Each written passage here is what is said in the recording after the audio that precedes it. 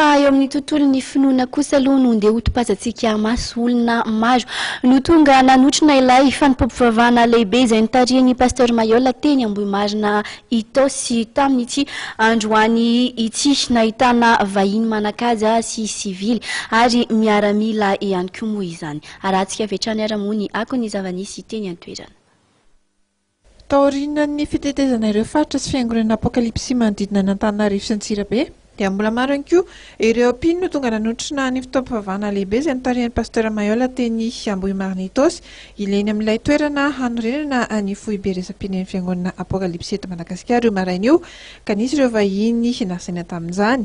Nandritra ny toroteny izay nataony ity mpitandrina ity no nilazany ny tao amin'ny ezekela 4:20 fa tokony hanao ny asa niarak'izay nanirahana azy ny mpitondra fiangonana ary tokony nitady izay mahaso ny tenany na ny tombontsoany manokana fa hijery ary hiandry ny vahoakan'Andriamanitra amin'ny fahitsiana sy ny fitiavana ary hijery ihany koa izay mahaso ny be sy ny maro. Nandritra io fotoana io ihany koa no nitokanan'ny fiangonana Apokalipsy ireo olona vaovao miisa 270 izay hanampy amin'ny fitantanana sy fitaizana ny fiangonana satria efa miazakazaka ny toetra rahapirenena araka ny nambaran'ny Pasitera Mailhol.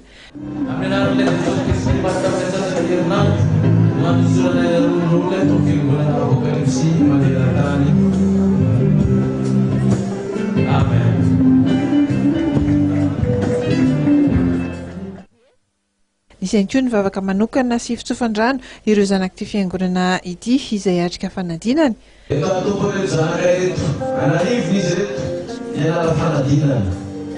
Ary izay tompo dia tsy mitoky amin'ny fahendren'ny olona na amin'ny sain'ny olona. Fa hoy ianao hoe loza zava maditra tsy makasaina rehefa tsy avy amiko. Raha maro rehefa mitondra zanana ny miasa sy mikisikity mba ho afaka fanadinana. Zay kosa Jehovah eo mitondra zanakay eo am-pelam-tananao. Dia mivavaka ho andry zanakay rehetra zay tompo. Ao ka Jehovah ny fananao masina. Nitendrao saina izy ireo tsiraray avy. Ary niresina izay nianaran'izy ireo, eo tadidin'izy ireo.